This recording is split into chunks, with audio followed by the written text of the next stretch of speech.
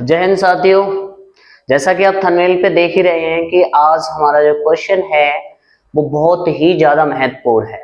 और ये क्वेश्चन आपका साथियों, मैं एक बात बता दूं आपको, 2 नंबर से कम आता नहीं है। 3 नंबर का आ जाए, 4 नंबर का आ जाए, लेकिन 2 नंबर से कम और आने की जो संभावना है वो आपकी 100 नहीं 200% है।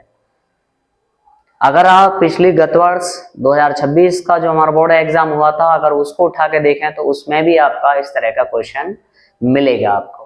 ठीक है, तो ये क्वेश्चन आता ही आता है। एक बात और मैं क्लियर कर दूं इसको कराने से पहले फ्रेंड्स, इसमें आपको कॉन्सेप्ट सीखना है। क्या सीखना है आपको? कॉन्सेप्ट सीखना है। कॉन्सेप्ट ये सीखना है कि आपको देखिए, मैटर नहीं करता है कि अंडर रूट के अंदर 3 है, अंडर रूट के अंदर 2 है, अंडर रूट के अंदर 5 है, 7 है, 11 है, 13 है, ये मैटर नहीं करता। सभी का सॉल्यूशन एक ही तरीके से होगा। तो आपको बस कॉन्सेप्ट सीखना है।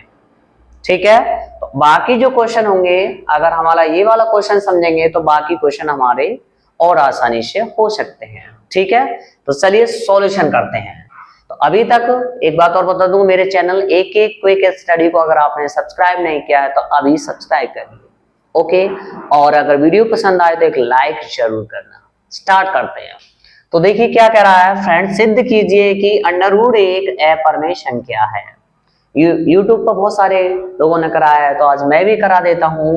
उम्मीद करता हूँ बहुत अच्छी तरह से समझ में आएगा। तो सबसे पहले क्या करना है आपको, जैसे कि जिसमें बोला गया अपरिमेय है तो इसका हम ठीक उल्टा मानेंगे। तो यहां पर माना अंडर रूट 5 एक क्या है फ्रेंड्स, आपका परिमेय संख्या है। ओके, जब ये परिमेय है तो इसको हम क्या लिख सकते हैं, तो बोलेंगे ठीक है P बटे Q, इसको हम लिख सकते हैं। लिखेंगे जहां P और Q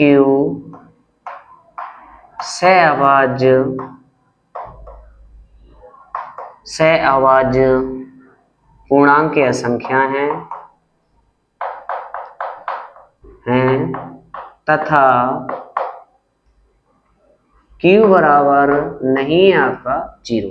और Q बराबर क्या नहीं है, 0 नहीं होगा। ये हर कंडीशन में जहां पर हमारा परिमेय संख्या होंगे।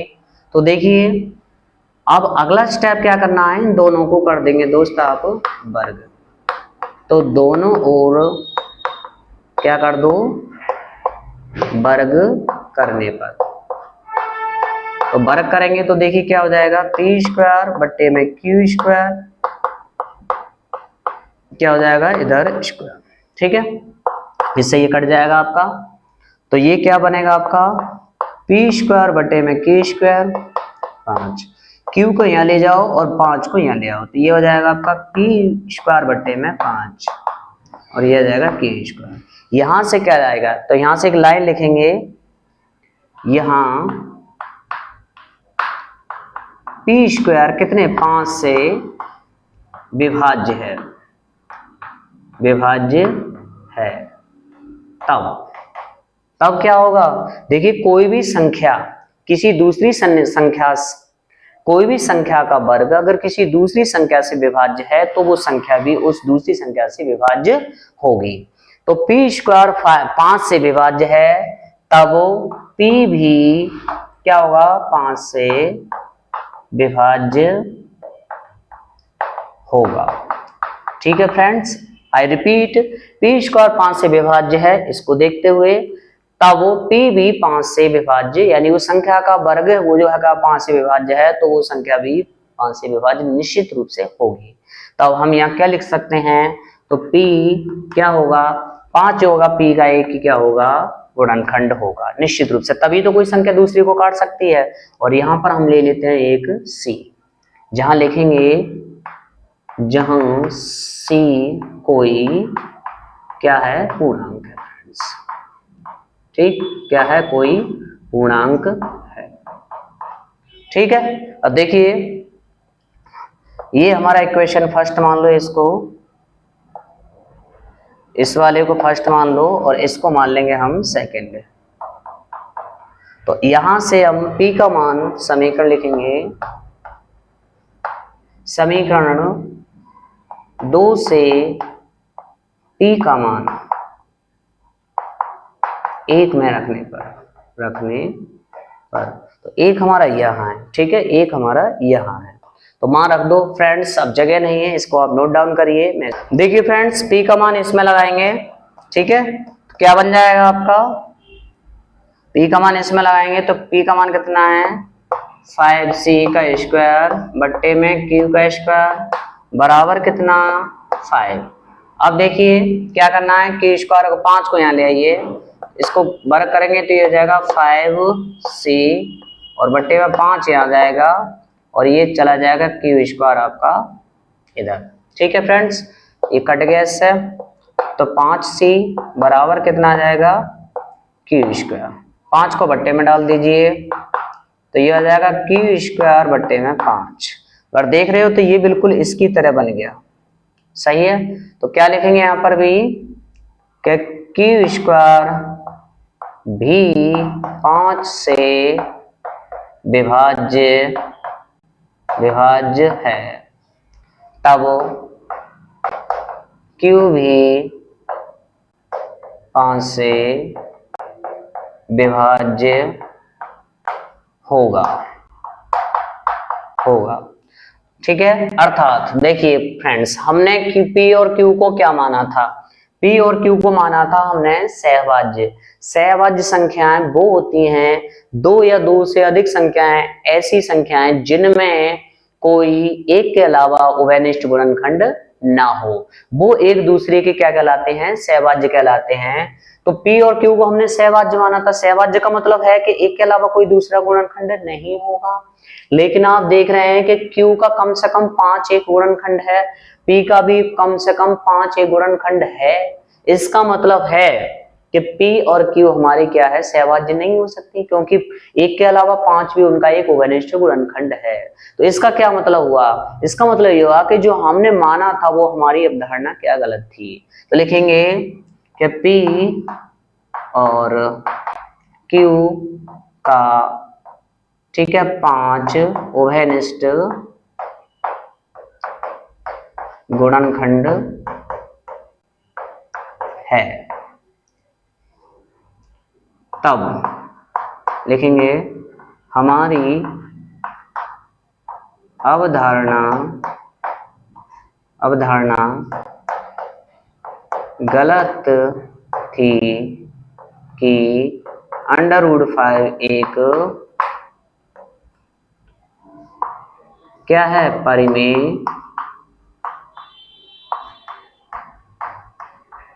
संख्या है, अतः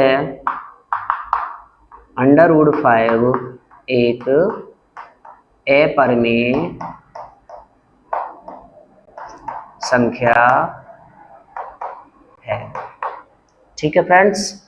क्योंकि हमारी क्या है, हमने क्या बोला था, P और Q को सहभाज्य माना था, लेकिन P और Q सहभाज्य हो ही नहीं सकते क्योंकि उनका 5 एक उभयनिष्ठ गुणनखंड है। तो ये हमारी अवधारणा गलत थी कि √5 एक क्या है आपका, क्या है, एक परिमेय संख्या है।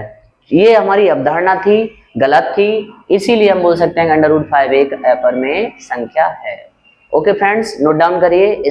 देखिए फ्रेंड्स, अगला क्वेश्चन क्या है हमारा, सिद्ध कीजिए कि 3 + 2 √5 एक अपरिमेय संख्या है। वही हम विरोधाभास नियम चलेंगे।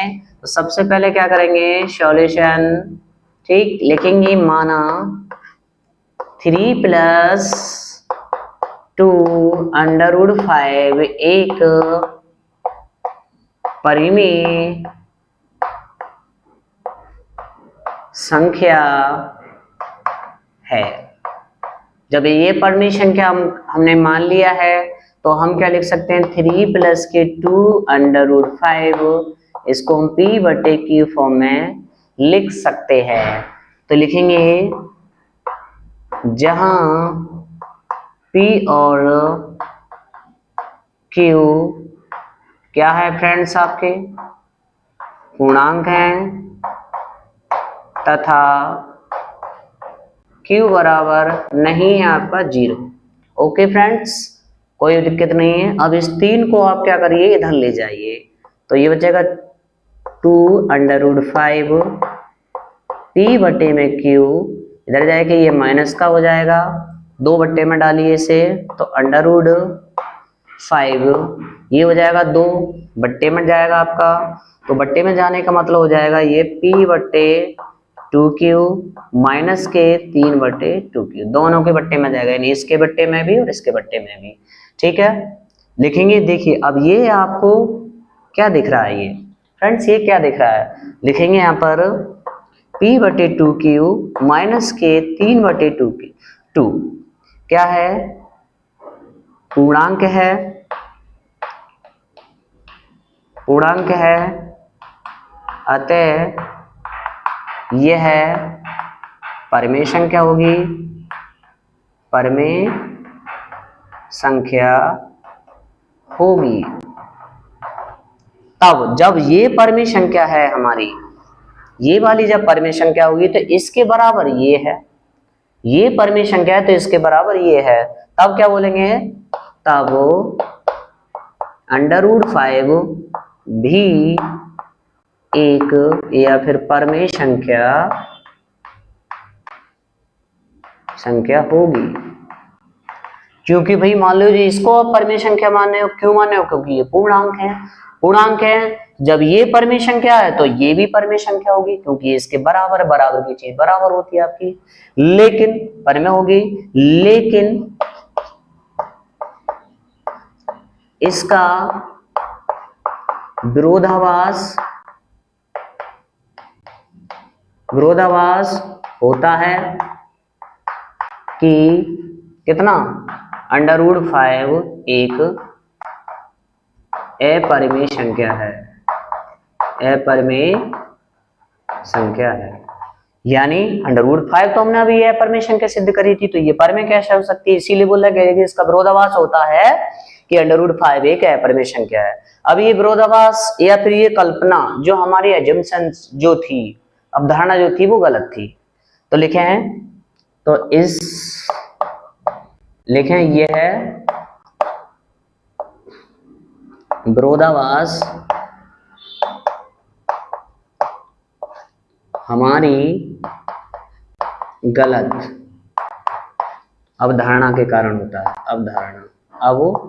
अवधारणा के कारण होता है।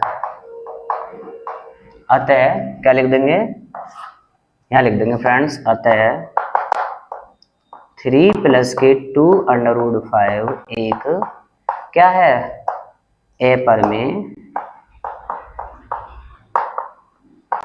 संख्या है। ठीक है फ्रेंड्स, ठीक है, ये सिद्ध हो गया आपका। जो विरोधाभास हमारा हो रहा था वो हमने गलत अवधारणा एजम्पशन माना था कि √3 प्लस 2√5 हमारा एक अपरिमेय संख्या है। एक्चुअल में वो एक अपरिमेय संख्या थी, परिमेय नहीं थी, हमने जो अवधारणा करी थी वो गलत। देखिए फ्रेंड्स, क्वेश्चन नंबर 3 क्या कह रहा है, सिद्ध कीजिए कि निम्नलिखित संख्याएं परिमेय हैं। तो देखिए सबसे पहले इसको ले लेते हैं, तो माना वही होगा हमारा सॉल्यूशन, माना 1/√2 एक क्या परिमेय संख्या है, परिमेय संख्या है। तो 1/2 क्या लिख लेंगे इसको, a/b, सही है, a/b मान लो, p की वर्ड कुछ नहीं है इसमें, मानने को कुछ भी मान सकते हैं। जहां ये लाइन लिखना बहुत जरूरी है, जहां a व b पूर्णांक हैं तथा b बराबर नहीं होगा क्या, 0। ठीक है फ्रेंड्स, अब क्या करोगे, देखो इनको पलट दो, क्योंकि हमें अंडर रूट को ऊपर ले जाना है, तो ये जाएंगे b/a। ओके, पलट दिया मैंने इसको, लिखेंगे चूंकि b/a क्या है, पूर्णांक है, अतः ठीक है, यह परिमेय संख्या होगी, परिमेय संख्या होगी। ओके फ्रेंड्स, क्योंकि b बट्टे a बट्टे या b बट्टे क्या है, हमारे पूर्णांक है, तब ये एक परिमेय संख्या बनाएंगे, तब √2 भी एक क्या होगी फ्रेंड्स, परिमेय संख्या होगी। यानी जब a बट्टे b या b बट्टे a आपका क्या है, पूर्णांक है, तो जब ये एक परिमेय संख्या बनाएंगे तो इन दोनों के बराबर हमारा क्या है, √2 है। तो जब ये परिमेय है तो ये भी परिमेय होगी। लेकिन फिर से देखेंगे, लेकिन इसका विरोधाभास होता है कि √2 एक क्या है, अपरिमेय संख्या है। ठीक है भाई, जब आप इसको परिमेय बता रहे हो तो इसका विरोधाभास होगा कि √2 एक अपरिमेय संख्या है। लेकिन यह सब हमारी गलत अवधारणा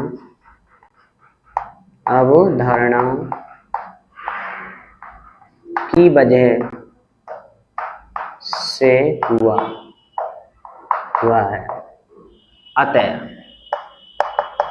1/√2 एक क्या है, अपरिमेय संख्या है, अपरिमेय संख्या है। देखिए फ्रेंड्स, अगला क्वेश्चन हमारा 7/5। सबसे पहले वही सॉल्यूशन में आ जाएंगे आप। माना 7/5 एक परिमेय संख्या है। ओके फ्रेंड्स, तो इसको फिर से वही लिख सकते हैं हम, इसमें a बटे b, जहां a व b पूर्णांक हैं तथा b बराबर नहीं है 0। फ्रेंड्स एक चीज और बता दूं, ठीक है, ये लाइन लिखना बहुत जरूरी है, मैंडेटरी है ये, ठीक है। तो यहां पर क्या हो जाएगा आपका, चूंकि a बटे b, या फिर अभी चूंकि मत लिखिए, √5 यहाँ लिख देंगे, a बटे 7 को बट्टे में डाल देंगे तो 7 बट्टे b बन जाएगा आपका, ठीक है, a बट्टे 7b। तो यहाँ अब लिखेंगे, चूंकि a बट्टे 7b पूर्णांक है, उसी की तरह होगा, तब ये परिमेय संख्या